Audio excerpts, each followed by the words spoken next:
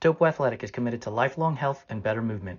Topo builds running shoes for those who get out there every day regardless of weather, speed, energy, or mood.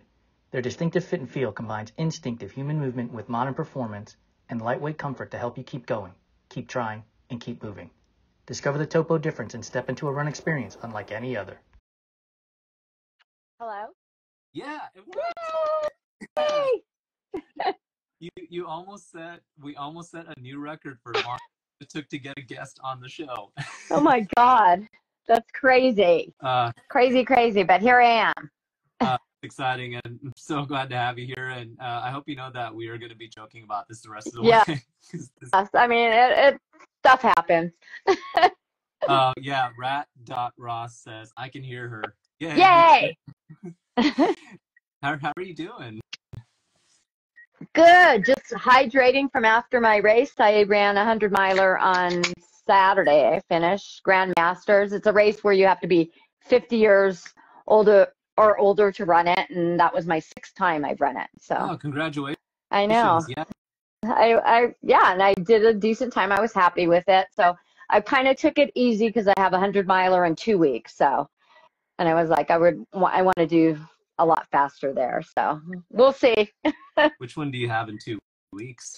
So Flat Top Mesa, it's in the same area. So this race was in Littlefield, Arizona, which is on the border of Mesquite. So, and this one's actually in Mesquite on this big mesa. So we like start at the bottom of the mesa, and that's our one big huge climb, and then we do like 8-mile loops. So, but it's really pretty because you can see like all around from up there. So it's pretty cool. It's very rocky. I mean, it on paper, even the Grand Masters, it looks, every time I run it, I'm like, why is it so hard? And this time it was they had a lot more climbing, but there's a lot of rocks. It's like super rocky, like very technical rocks, even though it's flat. So, it only had like 8,000 feet of climbing, but it's just very rocky. Oh man, that one's Mesquite, Nevada, right? Because I did a race. My second 100 I did was Valley of Fire 100, and it was like not a lot of elevation gain, but it was the same thing. Rocky. It was so rocky. Yeah, and that slows you down because as you get tired, you start stumbling.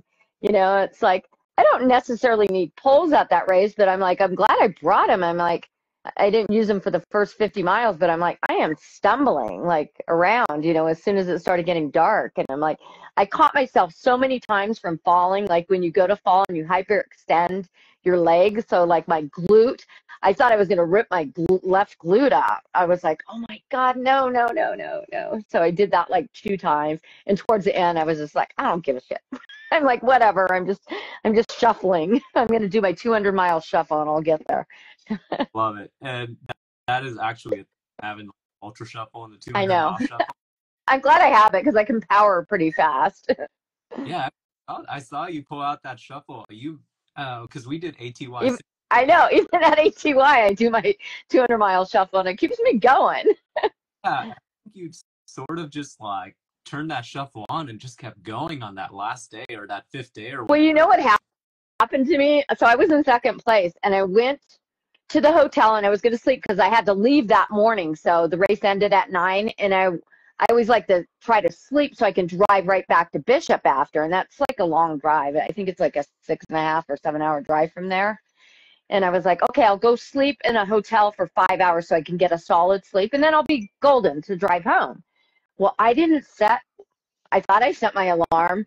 And so Anthony Culpepper was out there and he had texted me. He goes, when you come around, he goes, at 7 o'clock, wake me up. And I jumped up out of the bed and I was like, oh, what time is it? It was like 6 o'clock and I meant to be already back there by 5:30.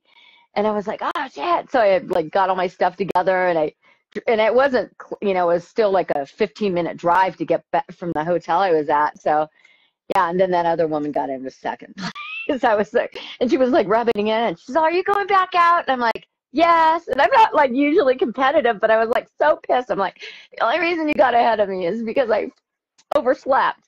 So she, finished with like 4 miles ahead of me. But I was kind of bummed. I'm like, you idiot. But it was my fault. So good for her, So, but I was happy with my mileage. So that reminds me of my coach saying when he did the 24-hour race, he I think he went to sleep at night, and he just woke up like 5 minutes before the race was over, and he was like, "Guess Oh my God. That's the worst feeling though. Like when I woke up, I was rattled. I was like, oh no, no, no. And if he didn't text me, I probably wouldn't have woke up. Yeah, glad you got back out I there know, I was. because I was like, I want to get some more miles. So I just like powered through. and you also got your lifetime jacket, Yes, I right? did. I got my 1,000-mile jacket. So I was excited about that. And that was like my main goal. I'm like, I got to do a certain amount of miles to get my jacket. So, you know, but I want to try, I'm going to push for closer to 400 next year and see what I can do. At least 333 because that's like my number. But I would like, we'll see, you know. Uh, No, no, like going off to the hotel and sleeping. I'm going to rent an RV again. So that's the key because I did that the time before. And it's just nice because then you can just, see where other people are and then take your break. Like I knew when I ran at that time, like, okay, this woman will catch me if I sleep this much time. So I can't sleep that much time. I only have this much time. So it's like I'm always on my phone. Like I'm like, okay, I'm going to put my recovery pump boots on for an hour. I'm 2 hours ahead. I'm okay. you know, speaking about ATY, I've seen some familiar faces in this chat. There's Mia Detmer who got second place. Oh yeah, the last person standing. That's amazing.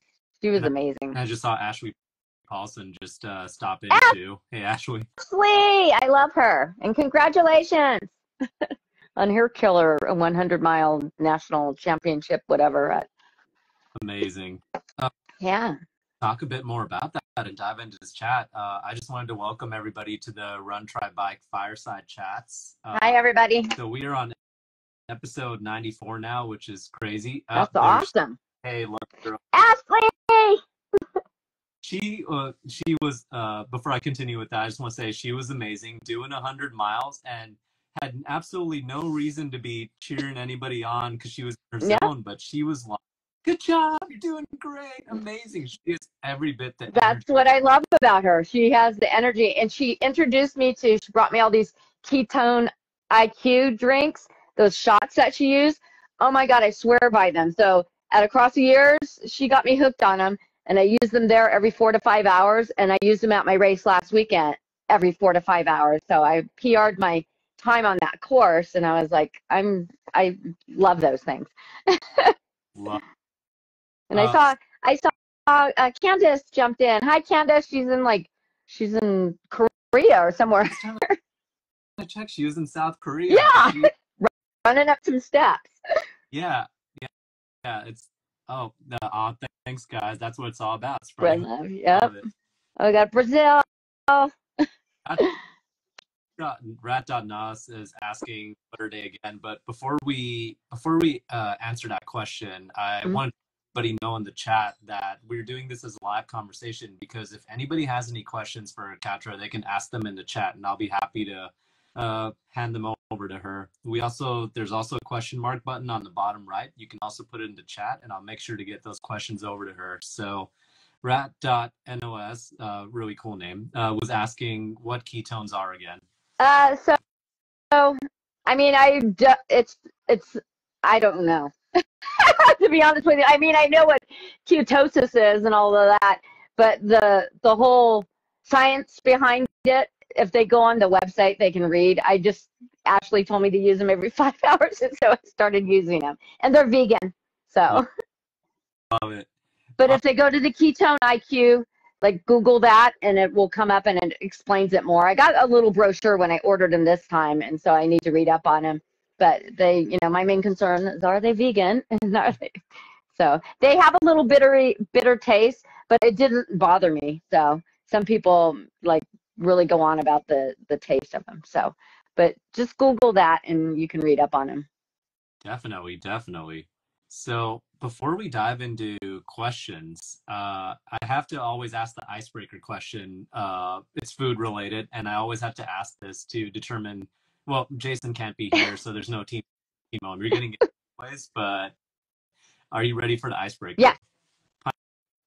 Pineapple on pizza, yay or nay? Yes, yay. On gluten vegan pizza. There we go. Yeah, I agree with that. I am Los Angeles born and raised in West Coast, so I love pineapple on pizza. Jason is a New Yorker, so he can't stand it. Oh And no, I love pineapple. That on a pizza, it's so good. Spinach and pineapple on it with vegan cheese. ooh, that sounds really good. What kind of vegan cheese? Daya. I like their cheese, their I vegan cheese. like that too. Oh, see their fitness addiction planner saying, "Yay pineapple." Nancy has always been in my corner. So one of the things I wanted to ask you is one of the things you've done is you were in the 100 miles club. Mm-hmm. That's an amazing feat. What drives you to keep taking on those extreme physical challenges?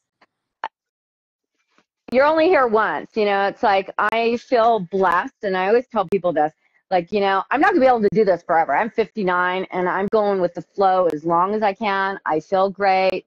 It's like tomorrow I may get injured. You just don't know. It's like things happen, to people all the time. And so I just want to keep getting out there and inspiring other women, especially women in their 50s now. They go like, God, you're still out there. I've seen people come and go into this sport, when I started running hundreds in 99, and people will leave like for 15, 20 years, whatever, go have a family and do stuff. And they come back into our sport and they're like, you are still going. Like, we can't believe that you haven't gotten injured or, anything like that. But I just feel blessed, and that is my main reason. It's like, I know I'm not going to be able to do this forever, and why I have this body that allows me to do this, I'm going to keep going with it, And I love being outside. It's, I love being in the wilderness. I love getting out and adventuring, and running in all conditions. If it's raining out, if it's snowing, I'm looking at snow in the mountains right now. It's like, it doesn't matter. I just enjoy that whole journey of being out there, and it keeps me sober, and it's helped me maintain my sobriety for 29 years, going on 30 years. So that's incredible. Thank you. April will be 3 years of sobriety for me. So good for you. Congratulations. So Life is much, so and much better. it does get so much better. It's definitely a process. It's definitely a lifestyle. Sure. I think that there are a lot of small battles that you have to win all the time. Yeah, I agree with you. But you've definitely been an inspiration for me in doing that. Thank you. Because I picked up your book, Reborn on the Run, maybe like when I was just getting into the sport 3 years ago. So. Oh, that's awesome. I love it. So one of the things that you do is, like, one of the things I've noticed you also do is you do a lot of solo 100s and 200s. Like, you just get out your door, whether it's with your amazing dogs. And I just want to know, like, has that always been a thing for you since you started in 99, or did the solo adventuring? Yes. So actually in 2000, was it 2000, 2001, I decided the Ohlone Wilderness Trail, where I used to live in the Bay Area, there's a 50K race on that trail that goes from Fremont up over Mission Peak and on the Ohlone Wilderness all the way to Del Val. And I decided at some point that I was going to run 100 miles out there. And so I got like my friends together and decided, I'm going to do this. So they kind of came out and helped crew me. So I went to do it as like a birthday run. I'm pretty sure it was in 2000. And the weather was so bad. Yeah, it was in 2000. The weather was horrendous. So it was in December. My birthday's Christmas Eve, and I always do these birthday runs before my birthday, because nobody's going to come out on Christmas Eve to help me do anything. So it was muddy. It was just like really bad. So we saw one of the park rangers at the turnaround in Sunol, and he goes, I don't suggest you guys keep going. And at the time, it was like the mud is like that clay mud. So it like took us like 8.5 hours to get to Del Val, which back then was considered slow for me. I'd be happy to get there in 8.5 hours now without any mud. But yeah, so we decided, and it got really cold. There was a cold front coming in, a frost, and it's never that cold usually in the Bay Area. And it got down in the 30s. So a friend of ours came to Sunol, so we ended up making it all the way back. Actually, we ended up making it back to Fremont. So some friends came to Sunol to meet us, and then we went all the way back to Fremont. It was super windy. So I made it like 100K. And then I'm like, there's no way. It was like, it would take hours. So I reset basically, and then decided in April of that year, I was going to do it again, attempt it, and I ended up doing it. So that was in 2001. So I attempted it the first time in 2001. It was just, something I dreamed up, and I hadn't been running that long, but it was like, I'm going to do 100 miles on the Ohlone Wilderness Trail.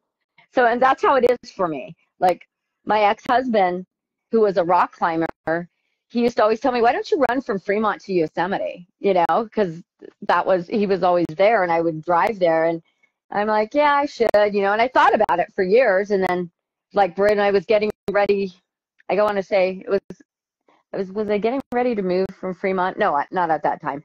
It was when I think I lived with Phil there for 2 years. So when we first got back from running across the United States, I was in road shape. So I'm like, I want to run to Yosemite on the road. So I ended up doing that. And then the following year, I had this book called The Muir Ramble Route that this couple wrote about the route that John Muir took when he hiked to Yosemite. So he went from San Francisco to Yosemite. And they made the route as close as they could, because obviously there's highways there now, and you can't, you know, there was none of that there when he did it. But they wrote this guidebook. So I had it for years, and I'm like getting ready to move to Bishop, and I'm like, this is the time to do it. So I got my friend Jay, Lee, and Dave, and my boyfriend Phil, and they crewed me, and I ran from San Francisco. So he started basically and I talk a lot. I talk fast, sorry. I started in San Francisco. So we went from Oakland, and we took the BART into San Francisco, because obviously he had to take a ferry to Oakland, because he didn't go across a bridge or anything. So we did it exactly how he did it. So we went to the ferry, and then me and my friends went on the ferry, and then I started in Oakland, where he got off and started his actual hike. Oh my God. That's amazing. And yeah, it was a fun adventure. It was crazy, because we had it on the side of the car, Muir Ramble Route, and we got to, I think 100 miles into it, past Morgan Hill, and these two women come up, and I was sitting in a chair, like regrouping and getting my aid, and, you know, getting ready to go again, and they're like, who's running the Muir Ramble Route, you know? And I go, they're like, she is, and I go, I am. And then the woman gets out, and she's like, my wife is hiking it. She started from Oakland, you know, we live in Oakland, and she's like, she's going to take like 3 months to do it. And they were stopping and camping out, like at different campgrounds, or going to hotels and stuff. So it was really cool to meet somebody else actually doing it. So that is super cool. And Yosemite is like one of my favorite areas, and like my favorite national park, and it's just mine too. And I just love the Sierras. I mean, especially past and going out there and running. Yeah, and over here the energy is just, you feel like a certain energy out in the wilderness here, and it's just like so positive when you go out. If you're having a bad day, and I'm like, okay, I'm going to go over Bishop Pass today, and you know, and then I meet tons of hikers on the JMT or the PCT, and it's like you can be having a tough time, and then you're like, wait, there's people, and you know, you start hearing their story about their journey, you know. Oh, Mia actually says Catra and I met at Coldwater Rumble in 2015. A long time ago. And we got a question in the question box from Jessica920. She's asking, what are tips if you're a beginner runner? Tips for a beginner runner. So if you're just getting into running, I suggest like the 5-minute run, 1-minute walk kind of thing to get into it. And that's kind of what I was using with my little dogs, you know, to get them into it. But, you know, doing that until you build up a little bit of endurance. So what people end up doing is they go out and they just run, and they run hard. And they're like, this isn't fun. And that's what I always did when I was younger. I hated running, because they force you to do these fitness tests, and you have to run a mile really fast, and you feel awful. You know, there's no pacing involved. You're just going out really fast. So in order to build up that endurance and to have fun, I suggest just like going out for an hour, but doing like a 5-minute walk, a 1-minute run until you feel good. And just each week maybe add, you know, if you feel like, well, I could do 10 minutes, well, then bump it up to 10 minutes, and then maybe a 2-minute walk, and just work from there, you know. And nowadays you can bring music or a podcast, something to motivate you, maybe like listen to my book. That's a good one. You can get it on Audible. So a lot of people have told me they've listened to it and that's helped inspire them to do more. So yeah, just start with like a 5-minute walk and run and a 1-minute walk routine and work your way up. And as soon as you know it, you'll be doing ultra marathons. Yeah. Yeah. It's a slippery slope, guy. I mean, It is. It is a very slippery slope. There was no social media when I started running. If there was, I probably would have went right to like 100-miler, but I didn't know. I ran for 3 months and ran my first, I ran a marathon. I ran like a 10K and then I think I might have ran one other 10K and then right into a marathon and then started running marathons and running trail marathons. And then I heard this chatter like ultra marathon. I'm like, what are they talking about? These people on these trail races that I was running. And they're like, oh, it's a 50K. And I go, well, how far is that? I didn't know. And they're like 31 miles. And I'm like, well, I'm running 26.2. Like, that's not that much further. And in your brain, if you've been running marathons, it isn't that much further. So that's kind of how I started into that. And when I did a couple of 50Ks and then a 50-miler, I was like, well, that's, there was, like I said, no social media. So we had Ultra Running Magazine and it was black and white. And then the way you knew about races is so for that month, say January, they would have all the races coming for February and they would have the registration in there. So you ripped out the page that was the registration, you filled it out and you sent in a check. So that's how I knew what races, once I started doing my first trail race, I got a subscription to this Ultra Running Magazine. And then that's how I knew, like, oh, I want to run a 100-miler because, I'm not really an ultra runner unless I run 100 miles. And I don't know where I got, that was just in my brain. I was like, oh, I have to run a 100-miler to be an ultra runner. So I, after running a couple 50Ks and a 50-miler, I was like, when's the next one? When's the next 100 coming up? I got to run a 100-miler. And so Rocky Raccoon was my first one. Oh, wow. Yeah. That Rocky Raccoon was your first 100-miler, and it just that was the one that was coming up. And it's funny to me that you mentioned. I talked to another ultra runner, Dianthe, who started back in like 1993. Yeah, he was saying, gosh, like faxing entries and things like that, and so just you're like. For everybody, like, and me included, like, to hear things like, even growing up in that age, but not being a runner in that age, to hear like ripping out the paper and like sending a check. People are like, what is that? Like, people don't even know, That's how you did it. There was no, they had this ultra listserv that was an email listserv. So that was the only way you like interacted with other people. And that was like, I think that was around in 99 because I did remember getting advice on there, but it was mostly old men and they were very like judgy. Like it was the old guys club and they didn't like new, younger. I mean, I was considered young when I started running hundreds at 33. I mean, now we have so much younger people and not a lot of women, I think probably there was maybe 10 or 15 women, maybe 10 women at the start of Rocky Raccoon that year. Yeah. Things weren't selling out, like, Western states didn't even, I mean, when I applied my first time, I got right in. So I remember, like, oh no, there was a lottery, because I did go to the lottery. I think I ended up going to the lottery. Yeah. So they used to have a crank thing where they had all the names. Now they do it, at randomly picker thing. But they had like a little spinny thing, where they put the names in, like a bingo or something. And that's how they pull the names out. They God, I feel old. They really should bring that's Badwater 05, to your question, that's not my laundry room in the back, that's my closet. And he was also like, those damned old men. Yeah.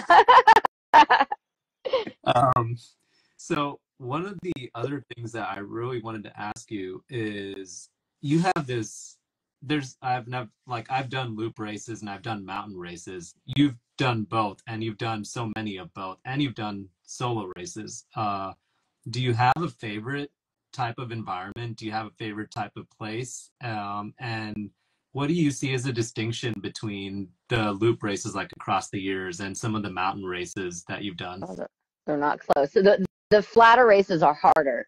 So my actual favorite race is Bigfoot 200. So I really, really love that race because it's very challenging, but yet there's just something about that weird energy when you're in that, like just the green forest the whole time. You know, you only pop out a few times to have these incredible views, but it's a really tough race, and that race has humbled me when I've run it. But there's something about that race that's my favorite race. You know, I just absolutely love that race. Yeah, but the HEY, so I look at my times and I'm like, why can't I don't run 200 miles faster. I run a mountain 200 miler faster than I can do at HEY. It just doesn't make sense. It's just that loop. Like some people are really good at like managing themselves on those looped courses. I get going, but then I get distracted, you know, a lot. Like I prefer being like out in the mountains and going, you know, it's like, oh, there's my table. Oh, should I stop and get something now? Oh, there's the aid station. You know, it's like I get distracted by stuff, you know, and it's like, then I start fooling around, you know, so, and it's all fun for me, but like next year I would really, like I said, I really want to try to push, and I probably need to train flat is probably something I need to do because I go into those not training flat, and then I get there and I was like, oh, you know, it's like you hurt, you know, after. So what does that say? Do you have any? Yeah, Shannon Run says, I've been an ultra runner for 7 years and I'm struggling with my first major injury. Do you have any advice? And your book, Catra, very inspiring. Thank you. So I'm not sure what kind of injury you have, but I'm assuming you've gone to the doctor and got it diagnosed, or is it just like a knee pain? I mean, I would go to physical therapy or something. I mean, mentally, I realize, oh, it's knee. There's all kinds of things you can use. So I don't know if you have a meniscus issue. I've had knee pain in the past. So I suggest like getting a TENS device, which are the little electronic stimulators, and they're not super expensive. The one I have is more on a higher end, like a $300 one, but you can get them at like Walgreens, Walmart, and the pharmacy, and they're little pads, electronic pads, and they stimulate the area. And I definitely believe they've helped because I actually had it on before we started on my knee because my left knee was hurting this morning because it was pouring rain. I decided I got a treadmill for Christmas that I was going to, because I'm a streaker, so I have to run every single day. And so I did my 5K on the treadmill, but I was like, my knee after when I went to the gym. So get a TENS device. Turmeric is really good for inflammation. You know, if walk more, you know, and definitely get it diagnosed so you know what's going on. If it's something that's serious, I've never had a serious injury. So luckily, knock on wood, I've never had like a serious running injury. And if you're not cross training in the gym, that could be part of the reason you got injured, because building the muscle around your joints and stuff definitely can help like protect them. So yeah, but if you've been to a doctor, go to a chiropractor too. Chiropractors are great, you know.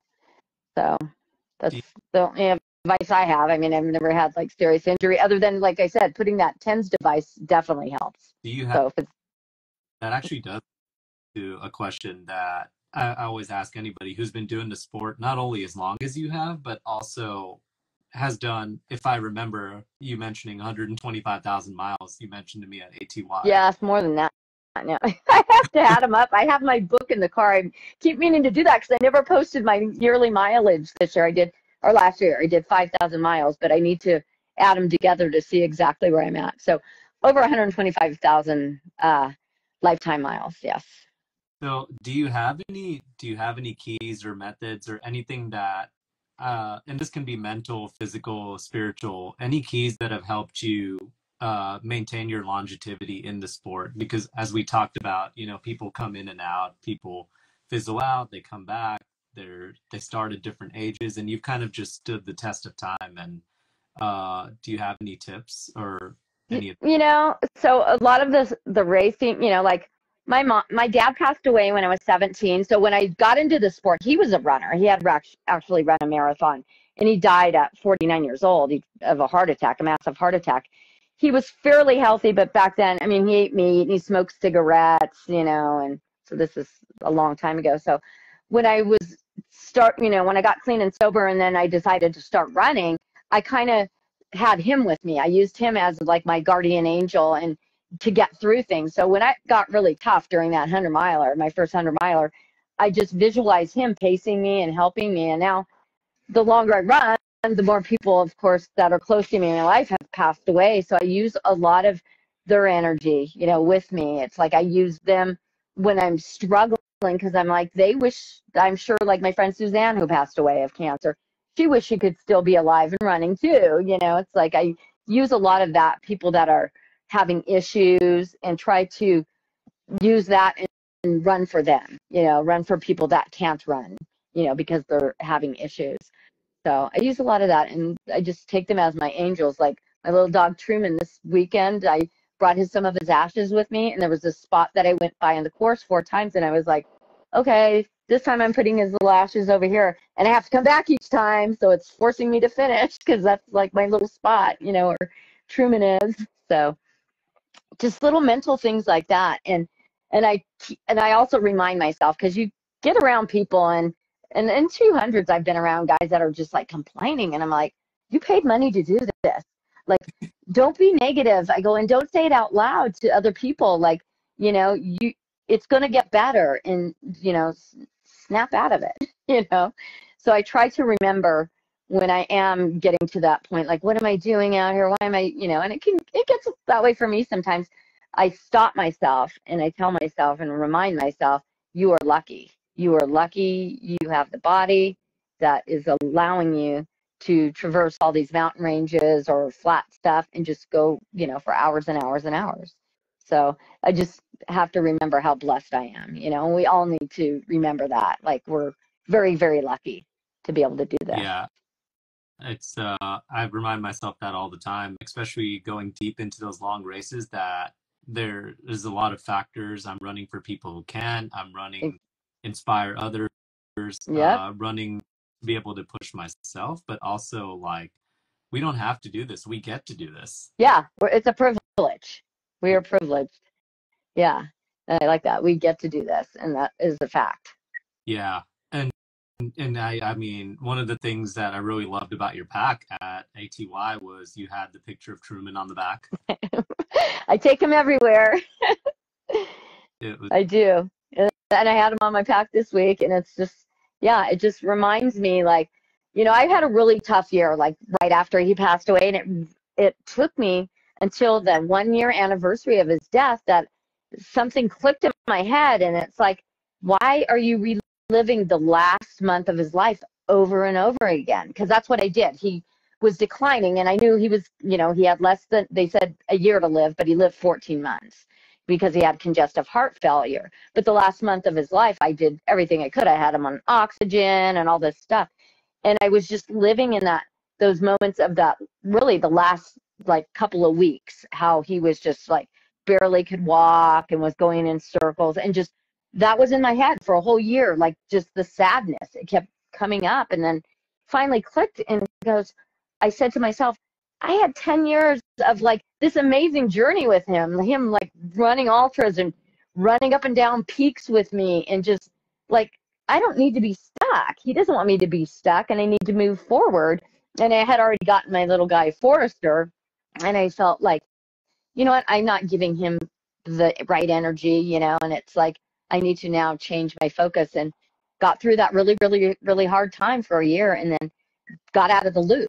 That's what I called it. I was living in a loop. Like every single day I was, just to get out to run, it was like I had no motivation, and it's like I didn't show up to a lot of races because I just didn't want to have to see people and feel the sadness, or it made it easy for me just to stop. Like at Tahoe, I still it hadn't been a year yet, and that was the only thing that stopped me, my sadness. I just got so overwhelmed with grief that I just had I couldn't go. It's like that's that's as far as I'm going, 50 miles. I'm not going any, I can't do it. You got to change why you're out here, and I can't run when I'm so depressed like that. So yeah, after that year, it's like, I still miss the heck out of them, but it's like, I got through that. So Yeah. And I'm that so was glad, hard. so glad. Yeah. I remember how hard it was for Yeah, it was a struggle. I mean, that was like, I still look back, and I guess I had to go through all that to rebuild, and then, and then focus on Forrester, who's just, he's way faster than Truman ever could have been. And I'm so much slower than him, but he's crazy. He doesn't walk anywhere. Like the dog, like across the house. And, he's already up to 17 miles, and he's like 18 months old. So I'm kind of backing him down because he's only 18 months old, and I don't want him to run an ultra until he's like 3, but I definitely know he could do 20 miles.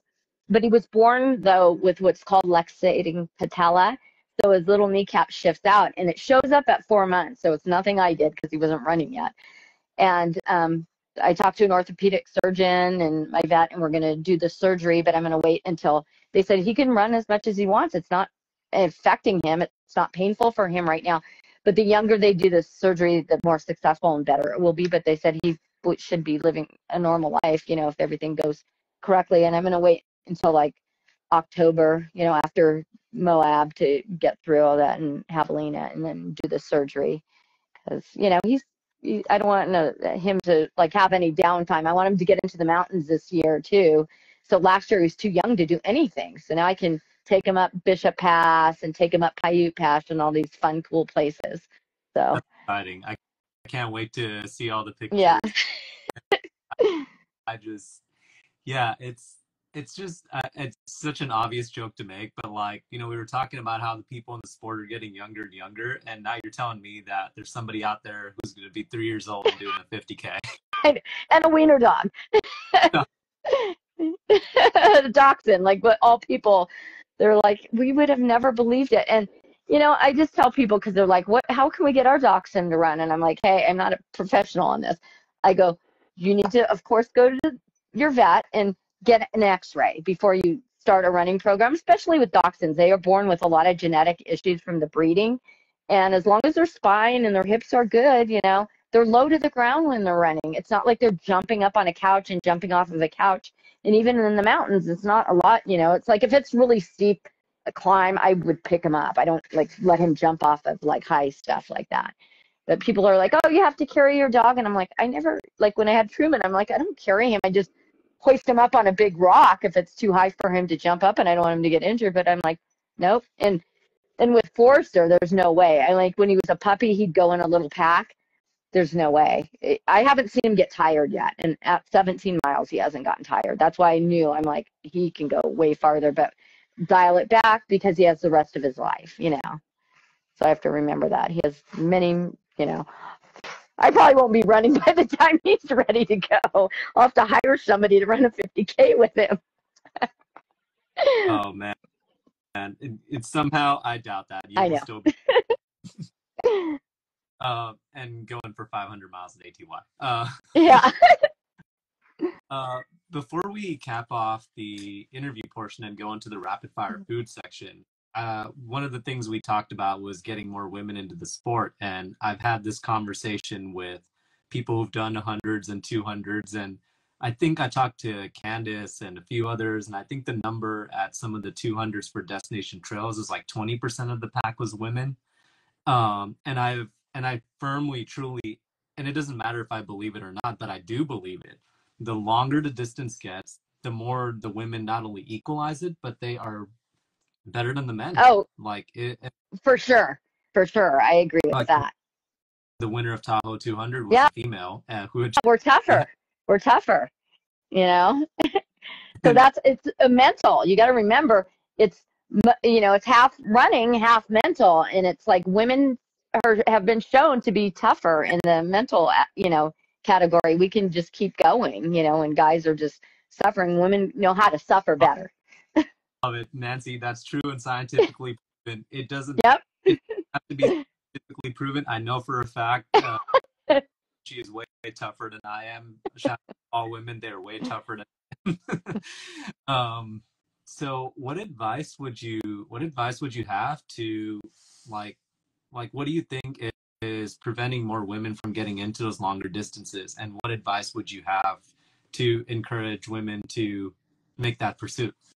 So from my experience and women messaging me, they tend to be afraid to run by themselves, like in mountain situations. In training, obviously, for a 200 miler, all your friends aren't going to be able to train with you, because you got to put in the hours, you got to put in the night runs, you got to do all of that to get you mentally prepared. I mean, there are some people that can just show up and do these things without a lot of prepping, but women tend to get frightened because so they come to me and they ask me, they go, aren't you afraid running at night in the mountains? And I said, absolutely not. I said, you have to be prepared. So carry, an in reach or a spot device if you know you're going to be somewhere with no reception. Have your phone with you and carry pepper spray or a knife. The only time I've ever had any incidents of worrying about anything was twice.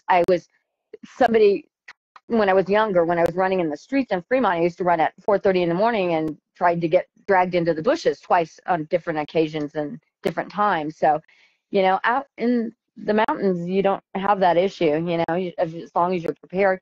But, get somebody to go with you at night and always maybe have a plan, let people know where you're at. So have that in reach on you or if you have a spot device, like when I go out in the mountains and I have no reception, I do have a mini inReach, but if I'm just going to do this normal, what I call the Sky Marathon, it's a point-to-point 26-mile run, and Phil will just follow me and pick me up at the end, so he knows exactly where I'm at, so he can see if somehow I stopped moving, something's wrong, and get me help if I can't necessarily push the button or whatever. So always give somebody your information so they can follow you. But yeah, just, maybe the first few times go out with somebody, but make a plan to try something that scares you, but just be prepared. And I think that's the main thing from what women who have come to me, they can't get through that running at night by themselves. And even in races, I've had women like, can I run with you through the night? Like in a 200, I'm like, absolutely. Like we like to team up, other people out there.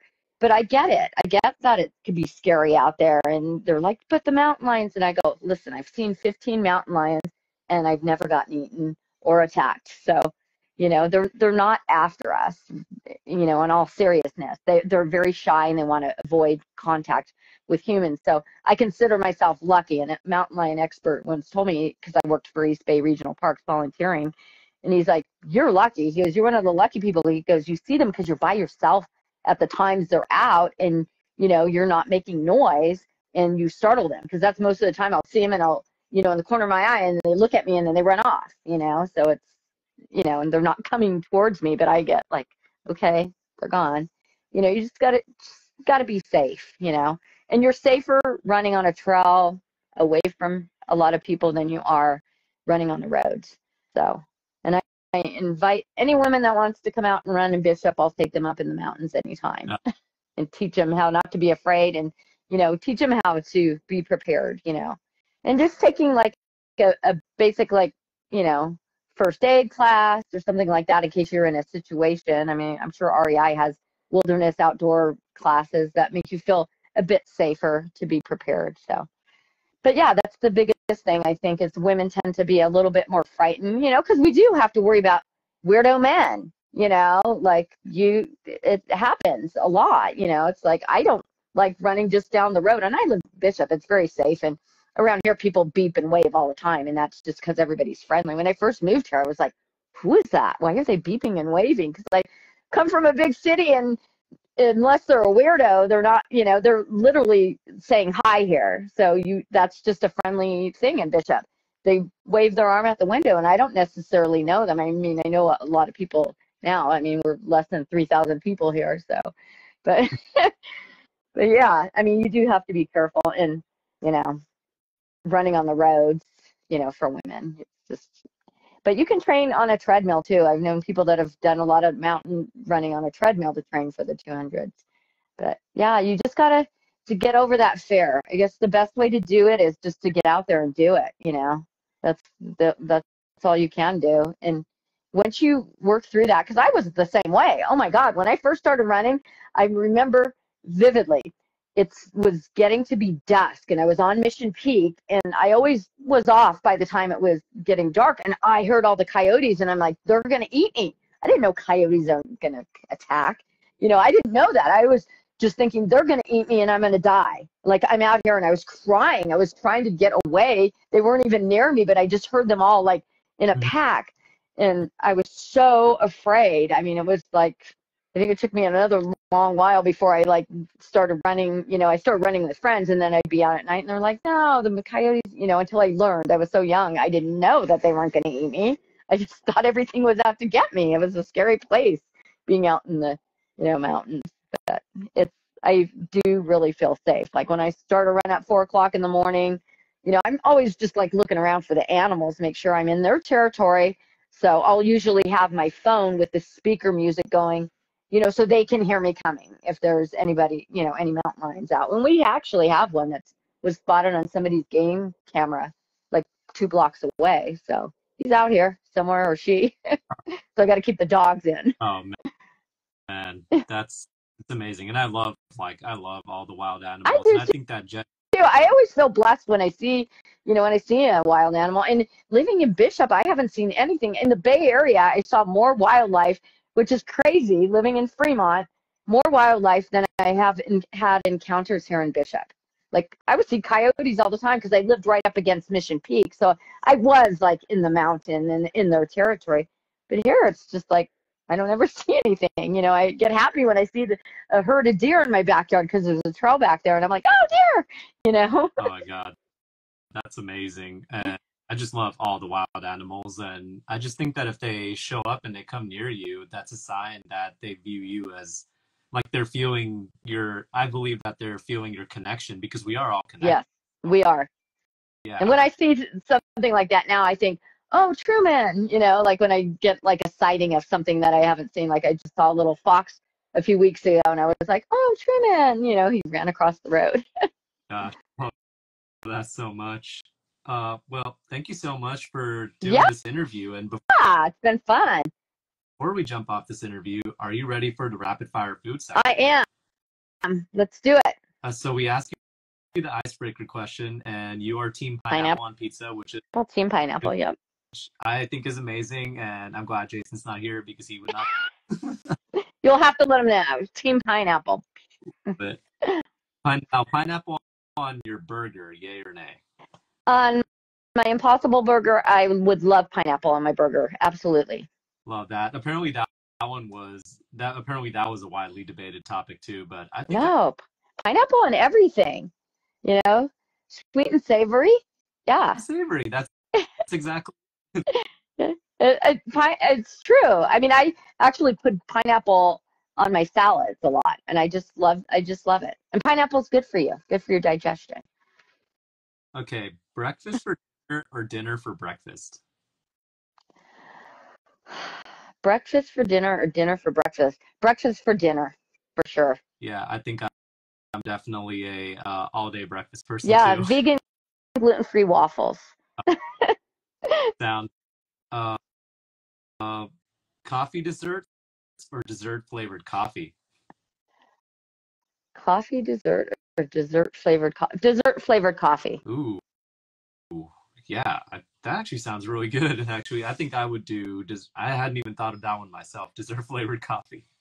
Well, I have like creamers that, like, I have a cookie something right now, creamer. So that's like a dessert. The creamer that I put in coconut milk. Are you a cake person or a pie person? Pie person. What kind of pie? Pumpkin pie, vegan, gluten-free, once again. And those are hard to find. And I don't like baking, but my friend Joyce will usually bake me good stuff like that. I love pumpkin pie. Favorite season of the year? Favorite season of the year? Summer. I guess Easter season, like around that time when it starts warming up. Favorite drink in the summer, and I should say non-alcoholic because we don't. I don't drink alcohol. Yeah, My favorite drink in the summer.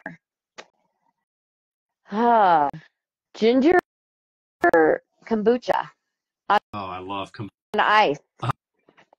Oh man, I love it. I love ginger beer. I mean, I love. I like ginger beer too. I have those little, what's the name of it?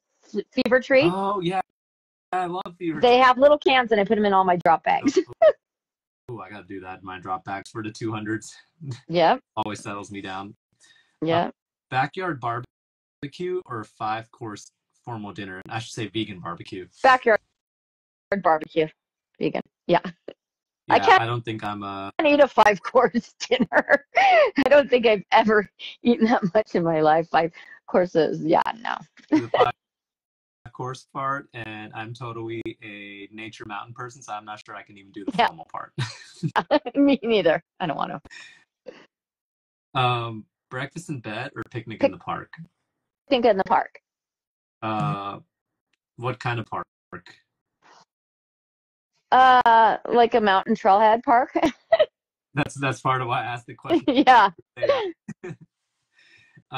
Dance party or karaoke night? Dance party. Ooh.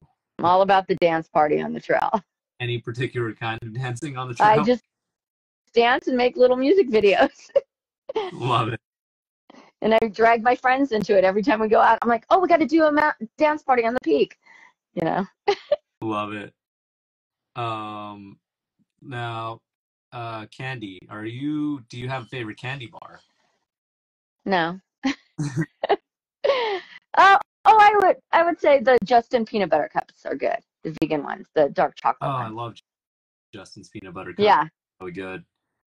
Do you have a favorite? Do you eat licorice? No, because it's not gluten-free. It has wheat in it. Didn't know that. You have to find one that doesn't have it in it. I know, isn't that weird? I've never found one that doesn't have that in there. That's interesting. Yeah. I don't know why. Yeah. You look at a red licorice and it says wheat. Yeah, I don't know why is probably what I would say to like half the foods where I'm like, why is this thing in here? I know. Last question. Giant submarine sandwich or tacos the size of your head? Well, I don't eat bread. And I couldn't eat a taco the size of my head. But I would prefer a taco, a vegan taco. Okay, last question. I know you're vegan now, but I have to ask, do you view hot dogs as a taco or a sandwich? A sandwich. It's funny. I think we've had one person say taco, but I think that they are a sandwich. Because they're in a bun. Sandwich. Licorice.com, I think, has gluten-free option. Okay. Licorice.com. Okay, I'm going to look that up when I'm done. I was just looking for a pen. I will look that up. Well, awesome. Well, Catra, thank you so much for taking the time. Yeah, I'm glad we were able to connect. Make fun of that the whole way, and we forgot about it till the end. But yeah, guys, it happened. It happens, whatever. But as long as we got to chat. And thanks for everybody just jumping on here too. Appreciate everybody. Yeah, appreciate everybody for jumping on, and that was just a great conversation. And yeah, just gotta have fun with it, and we had a good time. So yeah, and if anybody has any questions, they can jump on Instagram and DM me. If any women out there have questions about running and whatever, I'm here for all the sisters and the brothers too, and the trail brothers too. Trail brothers and sisters. Well, I hope you have a great rest of your evening. Okay. Thank you so much, you guys. Bye.